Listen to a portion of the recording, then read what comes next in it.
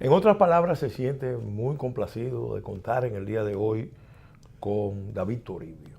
David Toribio es presidente de ADEAGUA, vicepresidente de la Federación de Asociaciones Industriales y coordinador del Senado de la República con el sector empresarial para las políticas públicas. Además, un buen amigo. Viejo. De muchos años. Un viejo amigo. Viejo y buen amigo. No amigo viejo. Y lo hemos invitado para hablar de las realidades de las MIPYMES, las micro, pequeñas y medianas empresas.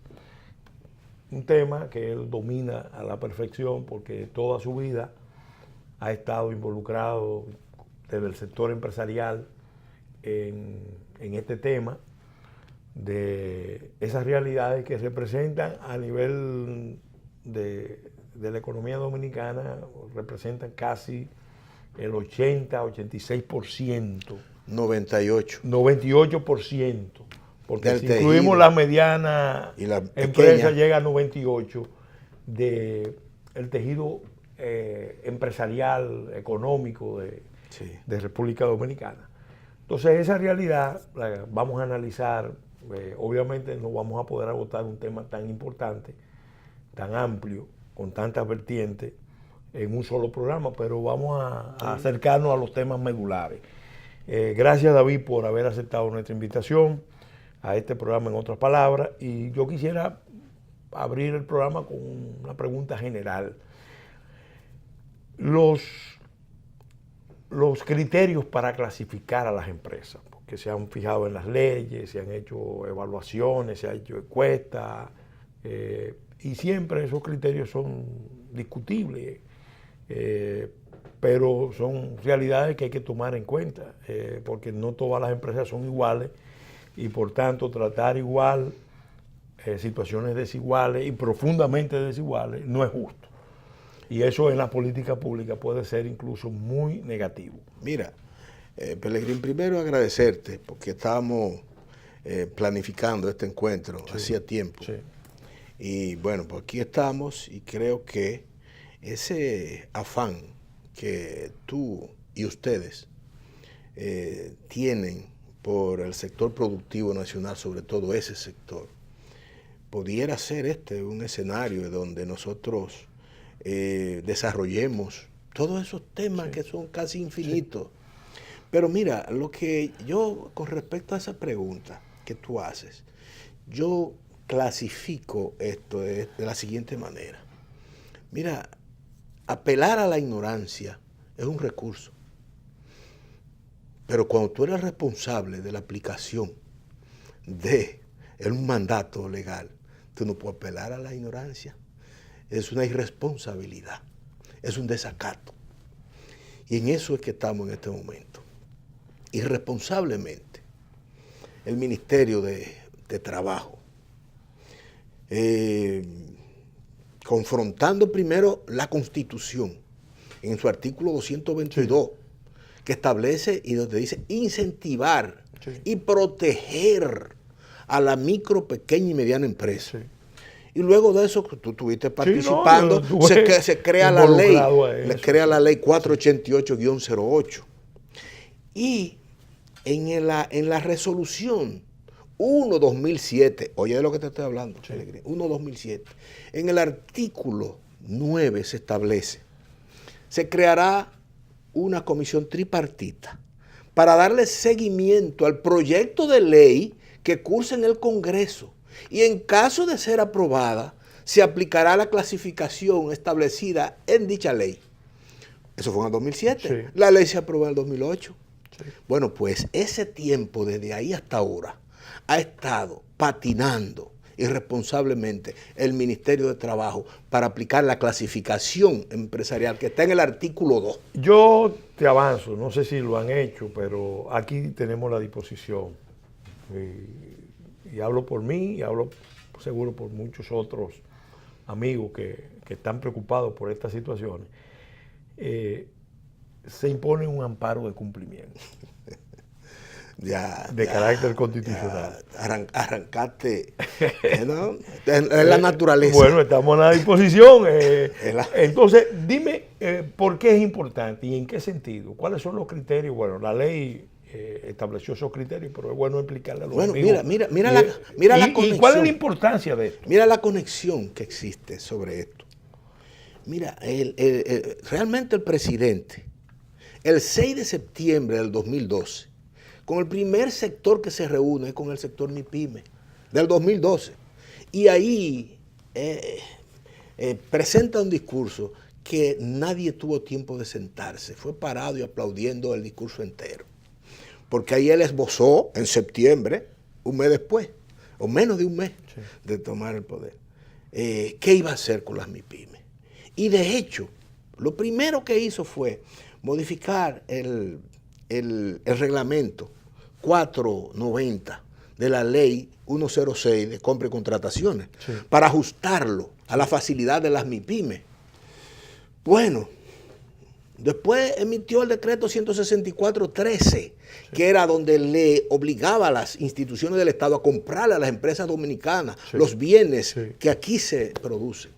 Después vino con el decreto 1517 para lo que es la reserva del pago, que es una de las cosas perniciosas que tienen las MIPYME, que dentro de todo esto que tenemos que hablar... Descapitalizan cualquier empresa. Un retraso. Pero un retraso... liquida un sector de empresa completo. Y que tú tienes que pagar el ITEVI a los 30 días. El anticipo. No, a los 30 días de tú haber vendido 100,000 pesos al Estado o a quien sea, tú tienes que a los 30 días buscar 18,000 para impuesto interno. Eso va en contra de un principio constitucional que se llama principio de razonabilidad. De razonabilidad. Que también ahí hay una base para un recurso de inconstitucionalidad. Pues entonces, ¿por qué te digo todo esto, Pelegrín? Porque todo esto conecta con la preocupación del presidente y del Poder Ejecutivo, que viven diariamente presentando una información que para mí es un tanto confusa, el tema de la presión impositiva, que nosotros no estamos de acuerdo. Ese 14%, no, a eso hay que agregarle un 3% de lo que es la seguridad social. Sí, claro. Tú tienes que agregarle a eso el costo del transporte, el costo de educación. Los sobrecostos de la economía dominicana. Que te va a pasar por encima del 20%. Entonces, el presidente, frente a esto y una dificultad en la recaudación, quiere resolver un problema capital, que es la informalidad. Todo esto que él pretende. Pero todos estos esfuerzos que se han hecho, incluso con la creación, con la ley 3717, que crea ahora en la organización del Ministerio de Industria y Comercio y MIPYMES, bueno, todo esto se ha creado el viceministerio de MIPYME para apoyo. Y se han hecho ahí muchísimos trabajos maravillosos. Ignacio, una estrella. Ignacio ha hecho un esfuerzo. Una estrella. Dentro de las circunstancias. Pero, óyeme, pero con todo esto que hace Ignacio, que ha hecho, el 2017 cerró con un aumento de la informalidad. Estaba en un 57% y se metió en un 59%. Es que los costos de formalizarse son impagables. Son impagables. Es una, ¿no? Y la maraña impositiva, la maraña crediticia, el acceso a crédito, todo esto está definido para imposibilitar la formalidad que los gobiernos quieren. Y se complica ahora porque se acaba de aprobar una ley de lavado 155 que está concebida básicamente para colocar a la mayoría de los sectores productivos en situación de vulnerabilidad con fines recaudatorios. Pero déjame decirte, que es grave. Pero déjame decirte, para los que regular y formalmente realizan sus operaciones, porque los ilegales siempre lo van a seguir haciendo. Nosotros somos los que vamos a caer. Bueno, pues para continuar diciéndote, ¿qué sucede? La ley, que es una ley bien pensada, tiene una serie de artículos que resuelven en principio el tema. Pero para completar eso que estábamos hablando de la reclasificación, ¿tú sabes lo que tuvimos que hacer? Esperar. El 2015, la resolución 1-2015 establece de la 1-2007. Ahora te hablo de 2015. Estableció en su resolución 2015 que se iba a crear una comisión para luego de emitir esa resolución en 2015, a los 6 meses, resolver el problema de la clasificación. No se hizo nada, que se iba a reunir, nada. Entonces, ¿sabes lo que tuvo que hacer? Una nueva ley. Ahora se ha creado una nueva ley, la 187-17, para solamente la clasificación empresarial. Solo para eso. ¿Cuáles son los criterios que se toman en cuenta? Capital, nivel de venta, empleo. En la ley anterior, sí, o la ley anterior, no, la actual ley, que fue modificada en ese artículo, la 48808, en su artículo 2, establece los criterios para clasificar las empresas. Tenía 3 componentes: cantidad de empleos, ventas anuales, activos y o existencia. Esos 3 componentes. La microempresa, sí, era aquella que vendía hasta 3 millones, tenía hasta 15 empleos y tenía en activos y o existencia hasta 12 millones. La pequeña tenía entre 15 y 60 empleos, vendía hasta 40 millones y tenía también hasta 40 millones en activo y existencia. Y la mediana tenía entre 60 y 200, vendía entre 40 y 150 y tenía en existencia hasta 40 millones. Bueno, se demostró en la práctica que el aspecto de los activos y existencia no era compatible con la actividad y el tamaño, sí, de la operatividad de la empresa. Sí. Y se eliminó ese elemento. Entonces se ha quedado ahora con solamente cantidad de empleo y venta. Entonces una microempresa es aquella que vende hasta 8 millones al año, sí, y que tiene entre 1 y 10 empleos. La pequeña... Que normalmente son empresas familiares. Pero la mayoría. La mayoría. Acuérdate que, sí, que hasta las grandes empresas, la estadística es que el 90% de las empresas dominicanas, sí, son familiares. El 90%. Y que la tercera generación la quiebra. También eso hay que decirlo. Mira, entonces, ¿qué sucede? Se ha creado esta ley, fíjate que 2017, 187-17, el Ministerio de Industria y Comercio y MIPYME, en un acto, digamos que sensato, emite una comunicación producto de un reclamo de la Federación de Asociaciones Industriales de que el Ministerio de Industria y Comercio que tiene que clasificarla, dice la ley. Sí. Bueno, pues le envía una comunicación al Ministerio de Trabajo y le dice: nosotros esta solicitud, este reclamo de la FAI, entendemos que es justo y estamos de acuerdo. Eso fue Temo, cuando estaba ahí. Sí. Bueno, pues déjame decirte que hay una resistencia en el Ministerio de Trabajo, violando la ley, y entonces te aparecen a ti nuestros amigos y hermanos, que son mis hermanos, Pepe Abreu, Gabriel de Río Doñez y Jacobo Ramos, enviando una comunicación al Ministerio de Trabajo, haciendo una propuesta para el asunto de la clasificación. Y yo le digo a los empresarios, a los MIPYME, ¿y las leyes se negocian? Las leyes lo único que hay que hacer es cumplirlas. ¿Cómo tú me invitas a mí a negociar propuestas? Vamos a hacer un alto, David, y en el próximo segmento vamos a hablar el tema de los costos laborales de las empresas, porque esa es una dimensión clave. El Código de Trabajo realmente rige de la población económicamente activa de República Dominicana, apenas 1.700.000 está regida por el Código de Trabajo. Después hay 3 millones más. Hay cerca de 4.5 millones de gente, sí, en capacidad. En capacidad. Entonces hay como 3 millones aproximadamente que están fuera del Código de Trabajo, o no se le puede aplicar el Código de Trabajo, o se le aplica precariamente. Vamos a hablar de este tema. Muy bien, muy bien.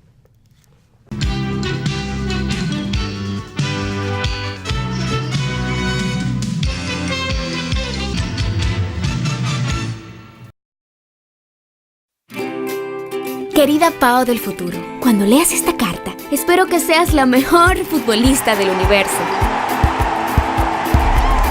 ¿Ya pudiste averiguar la receta secreta de la batida que hace mami? Ojalá te siga gustando tanto como me gusta ahora. Toby debe de estar grande y fuerte. Siempre seremos compañeros de aventuras. Espero que nunca pares de jugar y aprender. Que nunca pares de crecer. Atentamente, Pau.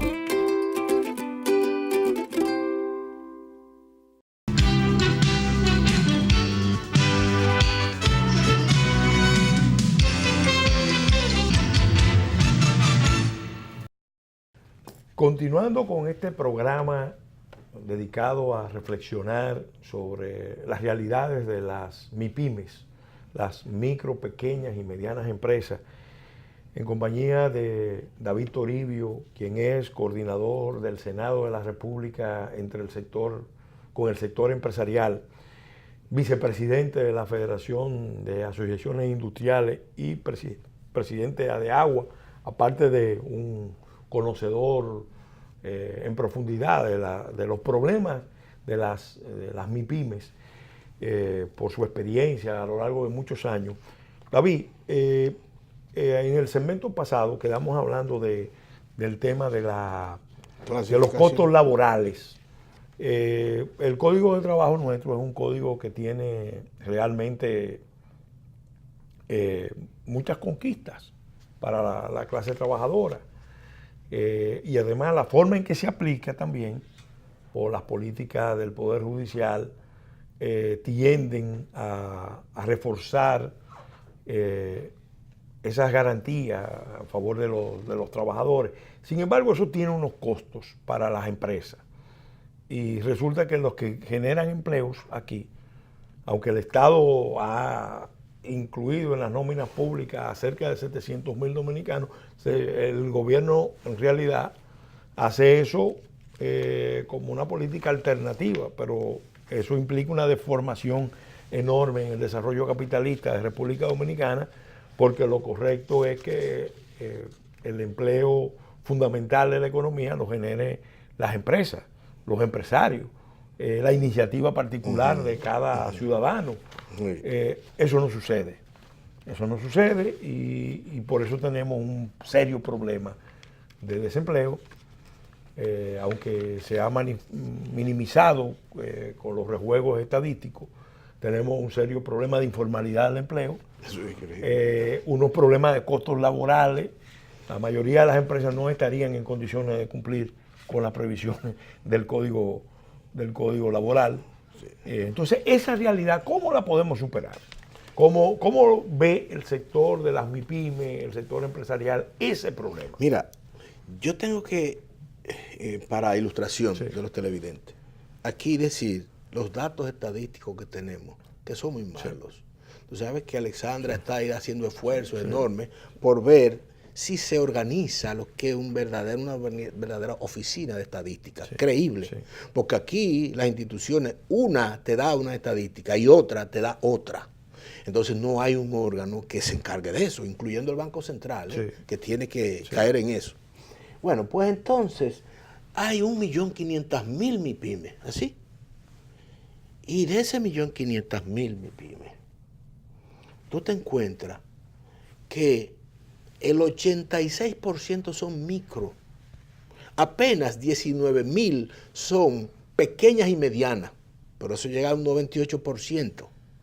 Pero de esas 1.500.000, incluyendo las 800 grandes que hay en el país, 813 nada más hay grandes, la Tesorería de la Seguridad Social solamente tiene registradas como empresas formales 80.000.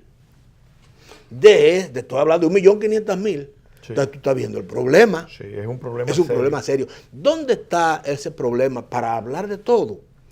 Tú hablas con Henry Sadalá, que es un maravilloso gerente y una persona honesta y que ha trabajado ahí todo el tiempo. Henry y yo hablábamos y decíamos, Henry, hay que resolver ese problema. Entonces me decía en principio, antes del 2009, me decía, David, el problema es que yo no puedo negociar el pago de los atrasos porque la ley no me permite llegar a acuerdo. Bueno, pues se hizo una ley para ese acuerdo, que fue la 18907. Bueno, se hicieron los acuerdos. Yo le dije, Henry, eso no resuelve el problema, porque tú lo que estás haciendo es un acuerdo para que te paguen, y ahí no es que está el problema. Vino entonces, hicimos otra ley, la 17709, para amnistiar a todo el mundo. Le dije, Henry, eso no resuelve el problema, es la proporcionalidad. ¿Qué está pasando en este momento? Henry acaba de declarar, empresas abandonan la seguridad social por tasa alta de recargo. Eso lo dice Henry. Entonces, ¿qué sucede? Cuando tú vienes ya por 3 meses que tú estás atrasado, ya tú no tienes empresa. Ya tú no puedes. Bueno, los cabildos tienen una deuda atrasada de 400,000 y pico de millones y está ahora mismo en 12,000 millones, que no lo pueden pagar. 12,000 millones. Sí. Entonces, eso es uno de los grandes... En otras palabras, se ha creado un sistema que es inaplicable. Es inaplicable. Inaplicable porque tú no... La proporcionalidad, ¿pero por qué? Porque la ley no se cumple. ¿Por qué? Porque el artículo 23 de esa ley 488-08, y ahí es donde está todo esto, establece de la seguridad social, se creará un régimen y un sistema que establecerá la forma en que van a pagar las MIPYMES de acuerdo a sus posibilidades. Eso no se ha hecho. No. El artículo 26 establece de lo que es del aspecto laboral. Se creará un sistema laboral de acuerdo a las posibilidades de las MIPYMES. Claro. Y el artículo 28 establece, se creará un sistema tributario de acuerdo a las posibilidades de las MIPYMES. Y en el artículo 13 establece lo que se llama un fondo de garantía, que es imprescindible para poder acceso a crédito. Y en el artículo 2 está la clasificación. Ahí está la solución de todo. Si eso se cumpliera. Ah, no. Ahora, ¿cuáles son las posibilidades de las MIPYMES? O sea, ¿cuáles son los criterios para hacer que las MIPYMES... Cumplir la ley, Pelegrín? Porque si tenemos... mira, ahí se le dieron 200 millones de pesos a Alexandra cuando estaba en Proindustria. Óyeme, de buenas a primeras, tú sabes que Proindustria, esa ley 392-07 de competitividad e innovación, no incluye la microempresa. Se queda en la pequeña y en la mediana. Entonces, esos 200 millones no están incluidos para la microempresa. Entonces, ¿dónde están los fondos de garantías que son indispensables? Porque el sistema crediticio y bancario dominicano y las normas prudenciales impiden que los bancos puedan flexibilizar las posibilidades crediticias. Vamos a hacer un alto y en el próximo segmento vamos a abordar este tema, que lo dejamos esbozado al concluir este segmento.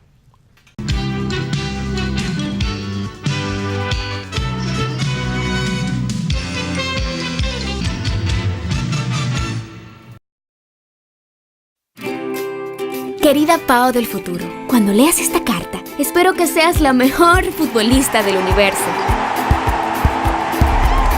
¿Ya pudiste averiguar la receta secreta de la batida que hace mami? Ojalá te siga gustando tanto como me gusta ahora. Toby debe de estar grande y fuerte. Siempre seremos compañeros de aventuras. Espero que nunca pares de jugar y aprender. Que nunca pares de crecer. Atentamente, Pao. Avance energético, porque el cambio empieza con una mejor energía. Como parte de los avances del sector energético está el programa de rehabilitación de redes eléctricas, que inicia su segunda fase de optimización con una inversión de $358 millones de organismos internacionales. Más de 100 circuitos serán intervenidos a nivel nacional, dentro de los cuales 47 ya se están trabajando. Con esta iniciativa contribuimos directa y positivamente en la calidad de vida de más de 120,000 hogares y más de 453,000 beneficiados, logrando así un servicio eléctrico optimizado. CDEE, iluminando en el presente para el futuro del país.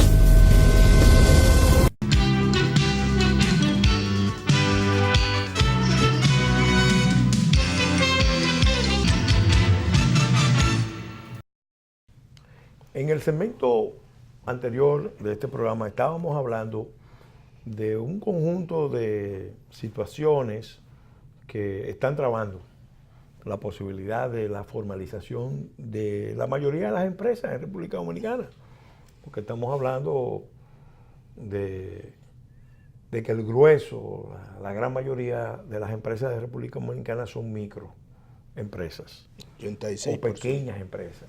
Medianas son muy pocas y grandes, como tú bien apuntas, 813. son apenas 813 empresas.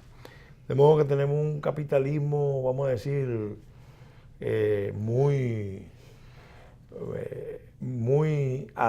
una base empresarial, más que un capitalismo, muy atomizado. Sí. Entonces, sin embargo, la economía está altamente concentrada. Ese es el gran problema. Esa es otra vertiente que es el anverso de este problema. Incompatible por un lado, con el desarrollo humano. Claro. Por un lado tenemos mucha dispersión, mucha informalidad en el tejido empresarial y por otro lado entonces tenemos una altísima concentración, según todos los estudios que se han hecho, que lo ha hecho Pro Competencia y que lo ha hecho la Dirección General de Impuestos Internos. Sí. Entonces, con la seguridad social, que es donde se está llevando más control sobre el tema de la formalidad, Sí. tú esbozabas la manera de poner en práctica. ¿Tú sabes cuál es la gravedad de eso? Sí. Que lo denunció el propio Henry. Henry dice, señores, esto no se puede. Lo que él está pidiendo un cambio de la ley, es una modificación. Oye, ¿dónde llega? Que él también dijo que ya hay más de 1000 empresas que estaban formales y se emigraron de nuevo a la informalidad. Es eso. Ahora, ¿dónde está realmente la situación, otro tranque? Todos los economistas de todos los partidos en este país han establecido que la complejidad, la tortuosidad y la maraña impositiva es imposible que una micro y una pequeña empresa la puedan darle continuidad. Y ahora, en el 1 de mayo, entraron 2 formularios adicionales. El 606 y eso lo sabe, 607. También lo sabe Impuestos Internos, y lo sabe Aduana, lo sabe todo el mundo. Todo el mundo lo sabe. Pero no actúan. Bueno, tenemos ahí ahora, tú sabes que se creó el PST, Procedimiento Simplificado de Tributación, que desgraciadamente fue un fracaso. Menos de 10.000 empresas. ¿Por qué? Porque la tasa efectiva de tributación que se aplicó y la complejidad del manejo hizo que no incentivara y era lo mismo estar bajo el régimen tradicional que bajo este sistema. ¿Qué se hizo? Bueno, se ha estado trabajando. El director de Impuestos Internos se comprometió en enero de este año, o sea, en enero hace un año ya, que iba a presentar el nuevo sistema, que se llama ahora Impuesto Único de Tributación. Bueno, pues quedó después presentarlo en junio. Bueno, pues ahora dice que en enero. Ya se nos presentó un esbozo sobre eso. Tenemos el mismo temor, porque eso sí puede representar una solución, porque ese procedimiento simplificado de tributación establece un pago único en donde estaría incluido también en lo que es la seguridad social, todo, un monotributo. Hay que buscar, pero tú no me puedes a mí establecer una tasa efectiva de tributación que cuando yo vengo a ver lo que yo estoy pagando es más de lo que yo pagara con el sistema tradicional. Sí. Entonces, eso hay que... No hay ningún incentivo. No hay ningún incentivo. Y si tú me lo complejizas eso y me pones a llenar a un colmadero, ¿me entiendes? De qué formularios, tú te equivocaste. No tienen tiempo para eso, ni saben, ni tampoco pueden pagarle a un CPA, un contador público autorizado, para que te lleve la contabilidad. ¿Cuál sería para una MIPYME la tasa de tributación de impuestos sobre la renta? Aceptable. Mira, el presidente de la República, él ha expresado que la tasa de tributación en República Dominicana son las más altas del continente, sencillamente. Sí. Un 18% del ITV y un 27% y un 28% de impuestos sobre la renta. Y un 30% en comunicaciones. Entonces, cuando tú llegas y haces una especie de cóctel con eso, todo eso te da informalidad por todos los lados. Pone al país a trabajar para Entonces, las recaudaciones del Estado, que a su vez financian una nómina supernumeraria improductiva. 700,000 empleos. 700,000. 700,000. Que es, vamos a decir, lo que se alega el precio de la paz social. Pero es un precio muy alto. Bueno, entonces, ¿qué sucede con este sector? Sí. Hasta ahora hay un periodo crítico de muerte súbita que antes de los 2 años, La mayoría el de las 80% de las quiebra. empresas. Hay algunos que dicen que cambian de dueño. Yo lo que sé es que nadie que le está yendo bien vende nada, mentira. Sí. Tú lo que puedes engañar al que te va a comprar y decirle que te está yendo bien. Sí. Pero tú quieres David, salir de eso. Hay otro tema que yo quiero que abordemos, porque lo he visto, tuve la experiencia que fue muy dramática. En una ocasión me visitó un sacerdote con una pareja de esposos. Ellos tenían una pequeña empresa. Me fue a poner el caso, yo era diputado. A mí me chocó mucho porque se trataba de una pareja de esposo, él venezolano, ella dominicana. Habían desarrollado una empresa de servicio de comida. Tenían un restaurante, vendían comida, tenían 40 empleados. Le iba bastante bien. Pero tuvieron un problema con unos trabajadores. El Código de Trabajo tiene una serie de requisitos. El punto es que ellos cayeron en una litis de carácter laboral y aparecieron abogados muy agresivos que parece que manejan una técnica de shot contra las empresas. Y resulta que esa empresa, que tenía 40 trabajadores dominicanos trabajando y que generaba también servicio y todo eso, en costos laborales de juicio, lo condenaron, lo bloquearon. Eso es terrible. Terminó cerrada. Eso es terrible. Terminó cerrada. Y lo que he podido comprobar y descuartizan la empresa. Y descuartizan empresas. Y lo que he podido comprobar es que eso es una práctica muy extendida y que la legislación, de hecho, cuando yo estaba en el Congreso tenía un conjunto de iniciativas para enfrentar esa situación, sobre todo para regular el tema de las negociaciones de los créditos.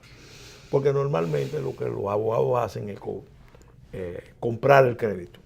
Bueno, eso. Le pagan a los trabajadores y entonces no gana el trabajador propiamente. A veces el trabajador ni sabe. Ni sabe, y entonces gana un grupo de abogados inescrupulosos que son litigantes temerarios, no tienen ningún reparo en apelar a cualquier procedimiento y termina liquidando una unidad productiva que genera empleo, que generaba impuestos. Entonces, ¿cómo abordar este tema? Bueno, yo pienso que tú sabes que la ley 1692, Código Laboral, ¿me entiendes? Sí. Está ahí dando vueltas en el Congreso, sí. ¿Me entiendes? Desde 2013 se ha estado discutiendo. Y entonces, tú tienes cómo abordarlo. Lo primero que yo quiero sobre ese tema decirle al país, que las MIPYMES son las dueñas del 65% de los empleos formales e informales, que son las dueñas son el 95% de los empleadores registrados en la Tesorería de la Seguridad Social, son MIPYMES. El 40% del Producto Interno Bruto son MIPYMES. Entonces estamos hablando de realmente, ¿y cuál es el otro problema? Una MIPYME, para crearte 3 o 4 empleos, eso se hace en un día. Para tú hacer una empresa grande como una cervecería, como una ronera, eso son 5 años. Entonces, quien sostiene la columna vertebral del empleo son los MIPYMES. ¿Dónde está el problema? En la clasificación es el origen, porque la clasificación, ¿qué te hace la clasificación? Con un obsoleto rango que te dice a ti que toda aquella empresa, eso es un cliché de lo que es el Comité Nacional de Salarios, toda empresa que tenga más de 4 millones en activos y o existencia, es una empresa grande. Oye eso. Entonces todas las MIPYMES son grandes, por lo tanto tienen que pagar un salario como una empresa grande. Una pequeña empresa está pagando lo mismo que paga Brugal, un apartamento mediano cuesta 4 millones de pesos. Bueno, pues eso. Tú sabes. Para una oficina. Bueno, pues eso es lo que. Entonces eso está ahí, eso influye directamente en lo que son los costos a la hora de liquidar. También tenemos el gobierno y el Estado ha creado la ley 141.15, que es la ley de reestructuración mercantil y liquidación judicial, que hay que promoverla y hay que enseñarla, que es la ley de quiebra, sí, que hay que aplicarla, y también es un mecanismo para evitar la descuartización de las empresas. Que te descuartizan, un empleado lleva y se llevan 2 camiones y viene el otro y te lleva aquello. Y tú estás entonces, bueno. Entonces, ¿qué tenemos que hacer con el código laboral? Esos maumaos, esos abogados, sí, que te quitan, y a veces el empleado era un empleado hasta bueno y después se entera y el mismo dueño lo llama, pero oye, manda, tú me has llevado, y dice, pues yo no sé nada, es un abogado. Bueno, ¿cómo vamos a corregir eso? ¿Cómo vamos a corregir los costos que no son laborales? Hay un seguro planteado de cesantía, sí, que tiende a garantizarle, porque, óyeme, cuando tú a una empresita pequeña, tú tienes un empleado por 20 años y tú tienes que liquidarlo, tú no tienes empresa. Y entonces eso, yo le he dicho a nuestros amigos de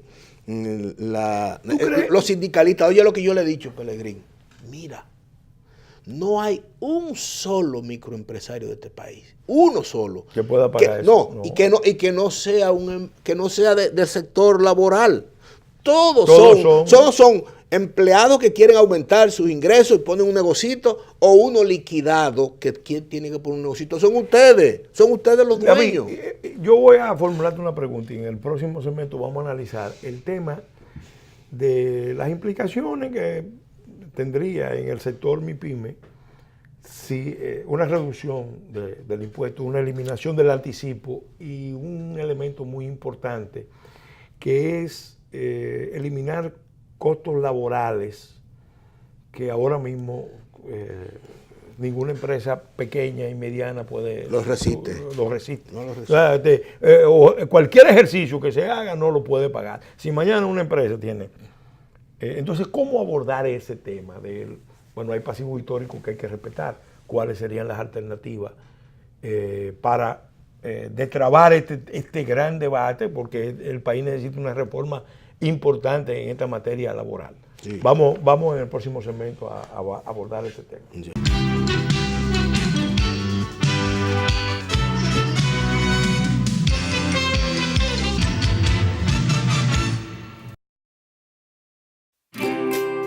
Querida Pao del futuro, cuando leas esta carta, espero que seas la mejor futbolista del universo. ¿Ya pudiste averiguar la receta secreta de la batida que hace mami? Ojalá te siga gustando tanto como me gusta ahora. Toby debe de estar grande y fuerte. Siempre seremos compañeros de aventuras. Espero que nunca pares de jugar y aprender. Que nunca pares de crecer. Atentamente, Pao.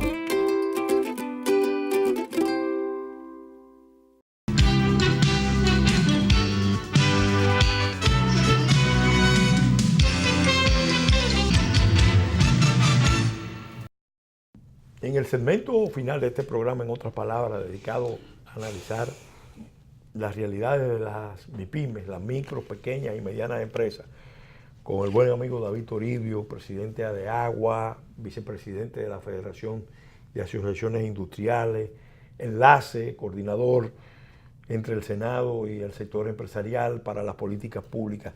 David, dejamos planteada una serie de interrogantes. ¿Cuál sería el impacto previsible de un cambio real de las políticas públicas, eliminando el anticipo, reduciendo mira, el pago de ITEVI al 30 días, el 1% de los activos, es una cosa terrible. ¿Cuál sería el impacto previsible y sobre todo también el tema de los pasivos laborales de las empresas que son preavisos, cesantía? Mira, yo te lo para que tú veas lo imposible que es, sí, lo que tenemos contemplado. Mira, tú sabes que la seguridad social está compuesta por 3 componentes: seguro de salud, Sí. Riesgo laboral y fondo de pensión. Fondo de pensión. Bueno, el plan de pensión es un 7.10 que le toca al empresario. Seguro familiar de salud, 7.9. Seguro de riesgo laboral, un 1.30. Infoté, un 1%.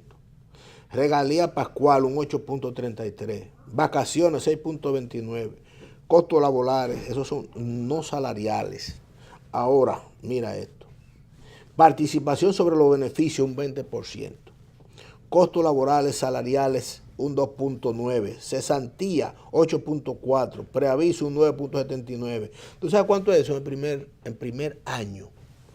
69.92. Ninguna empresa micro, pequeña, es más, ni las grandes tampoco. Y a los 5 años. Ni las grandes tampoco. Ni la gran, un 102%. Entonces esas son realidades, eso es aritmética, sí. Eso no es filosofía, sí. Eso no es sociología ni historia, eso es número. Y con eso es que las empresitas, yo te llevo un caso ahí en Procompetencia.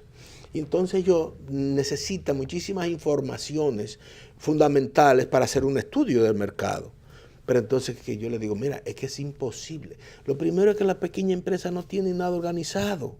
Ellos trabajan instintivamente, cómo le ingresa y cómo le pagan a aquel. Son empresas también de supervivencia. De supervivencia. Sí, claro. Entonces yo no te puedo aquí traer a ti todos estos datos tabulados y organizados, porque no son así.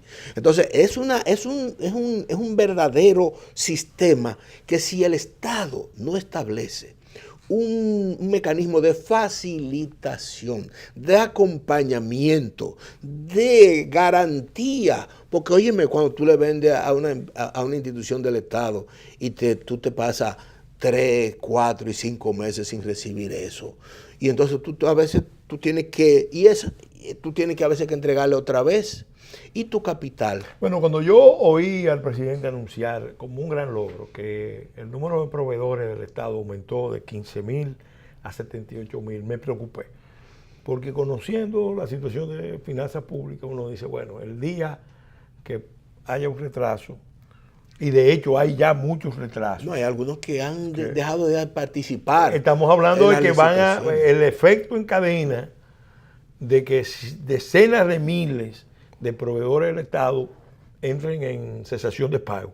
Es dramático. Pero entonces tu impuesto interno, cuando tú estás formalizado, esas inconsistencias no las permite y te persigue. Entonces tú al Estado tú no le puedes decir, págame. No. Entonces ahí está Yocasta, una estrella, una mujer que se ha fajado, pero con una herramienta un poco maltrecha, porque ya esa ley incluso hay que ajustarla para ponerle dientes, tú sabes, y ponerle que se aplique una serie de cosas a todos esos funcionarios que el presidente dice que está tocando con una varita y ellos están bailando otra cosa, que son enemigos, y a mí me acusan de eso, que tú no estás, óyeme, yo soy amigo del país, y yo soy amigo más del presidente que eso, que no cumplen con lo que tienen que cumplir en sus instituciones. ¿Tú sabes el daño que le está haciendo ese ministro de Trabajo al presidente? Con esa irresponsabilidad de no aplicar la clasificación. Entonces el enemigo soy yo.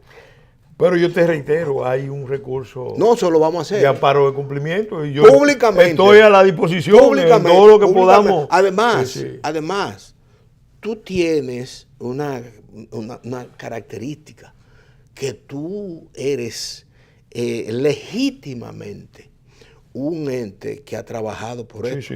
Esa ley, tú estuviste ahí, pro consumidor, tú estuviste ahí. Claro. Entonces, estamos frente. Y la Constitución. Y la Constitución, por Dios.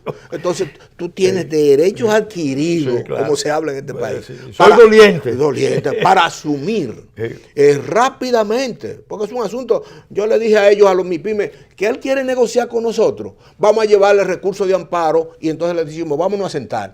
Vámonos a sentar a negociar con el recurso de amparo aquí. Bueno, pues mire, vamos a anunciar desde aquí la disposición de recursos de amparo constitucional. Para ayudar al país. Sí, claro, eso es muy importante. David, finalmente una pregunta sobre el tema de cuáles son las medidas que tenemos que emprender para asegurar un relanzamiento del capitalismo en República Dominicana. Aquí nosotros tenemos un capitalismo muy deformado y deformante. Y no tiene por qué ser así. Porque nosotros tenemos un país con mucho afán de prosperar. El dominicano realmente tiene mucho deseo de superación, pero los cauces institucionales no lo están ayudando a que canalice esas energías, ese afán de superación de la mejor manera. Entonces tenemos un capitalismo altamente concentrado. Hay muy pocos grandes grupos que controlan cada vez más áreas de la economía, y entonces las empresas o son familiares, no hay una cultura de formar, mira, los mercados de capitales, la bolsa de valores. Se le hizo una ley ahora, pero hay que trabajar. Sí, entonces, porque fíjate, con el mismo debate de las empresas públicas, documentos. Cuando se aprobó la Constitución, se estableció, y yo fui, vamos a decir, el responsable de establecer eso, que estaba en la propuesta original que elaboró el grupo de juristas. Pues yo estuve en esa comisión y estuve en la comisión final. Bueno, nosotros logramos establecer que cuando las empresas públicas van a ser objeto de enajenación, hay necesidad de crear mecanismos para que los fondos de pensiones, las asociaciones solidarias, el trabajador, de alguna manera pueda accesar al capital accionario de esas empresas. Seguro. No. Porque así vamos transformando la naturaleza del capitalismo en República Todavía Dominicana. los empresarios no aceptan poner sus acciones, no están acostumbrados. Pero el Estado es el que tiene que dar el ejemplo. Tiene que dar garantía y confianza. Claro. Porque ellos creen que van a perder las empresas cuando ponen acciones tú sabes, en el mercado de valores. Sí. Pero con el mandato constitucional, el Estado no tiene la obligación de seguir esa política. Y aquí eso no se está planteando. Pero no lo plantean los sectores de MIPYME, que podrían ser también grandes socios de esas empresas. Porque cuando tú te pones a ver lo que es el capital invertido en esas empresas y la capacidad que tienen, vamos a poner el ejemplo de los dominicanos en el exterior, que se han desarrollado en un medio donde hay un capitalismo avanzado y que saben que podrían perfectamente ser socios de empresas públicas de capitalización abierta, donde el Estado tenga alguna participación, pero que también participen grandes empresas, pequeñas empresas, los ciudadanos comunes que quieran invertir. Eso que transformaría la dinámica del capitalismo dominicano. Aquí creo que el único grupo financiero que tiene esa característica, el único grupo o empresa que tiene esa característica, el Banco Popular, que creo que tiene 10.000 accionistas. Sí, no, y además no es el mayor empleador. Sí, es de los mayores. Sí, llega cerca de 9.000 y pico de empleos. El más grande yo creo que es el Grupo Ramos. Sí, pero con las características estas de muchos accionistas, solamente el Banco Popular. Es una cultura del mercado de valores que todavía... Mira, yo hablaba y entrevistaba una vez a un ministro de Taiwán. Yo le decía, óigame, ¿cuál es la magia de Taiwán que todos los presidentes de América Latina cogen para allá para ver aquello? Y él me decía, son 3 factores que nosotros aplicamos y uno más. Yo decía, mira, ¿tú sabes cuál es? Es estudio, planificación y continuidad y trabajo. Claro. Entonces, eso sí, sin trabajo no.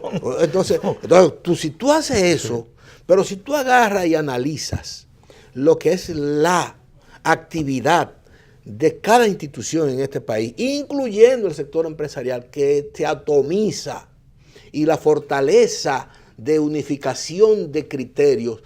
¿Tú quieres verlo? Un ejemplo ahora mismo.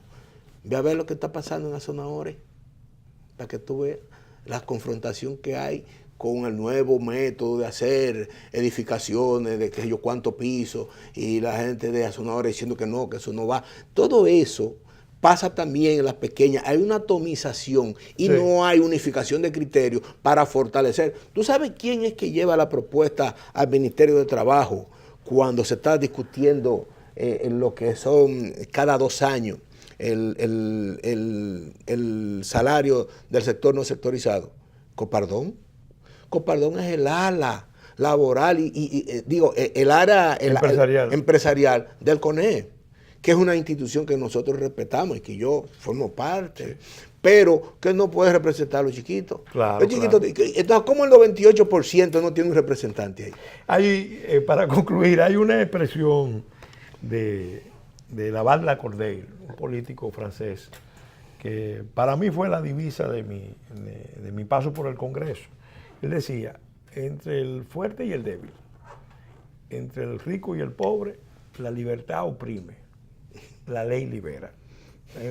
Explicando la necesidad de que el Estado use su papel regulador para equilibrar en los mercados, en las políticas públicas, en las políticas laborales, las desigualdades que naturalmente se dan, tratar igual a la gran empresa como a la pequeña empresa, como a la microempresa, en términos impositivos, en términos, es sencillamente inmoral. Vamos a decirlo de esa manera. Eso es imposible. Y además irracional, porque no estamos viendo que no funciona. Y entonces el mismo gobierno que tiene interés de recaudar y tener fondos, y ese es el mecanismo, no lo está logrando. No lo hace. No lo hace. David, gracias, muchas gracias por haber aceptado nuestra invitación a este programa, en otras palabras. Para tratar este tema, está siempre abierto para abordar estos temas de tanta importancia como ustedes han podido ver, amigos y amigas televidentes. Gracias a ustedes también por su atención. Gracias a los patrocinadores de Leche Milex que hacen posible que toda la semana este programa, en otras palabras, llegue a ustedes en horario de domingo de 1 a 2 de la tarde, de 10 a 11 de la noche, los martes y los jueves de 7 a 8 de la noche, y a través del canal YouTube, en otras palabras TV. Hasta la semana entrante, Dios mediante, en que estaremos de nuevo con ustedes en otro programa de En otras palabras.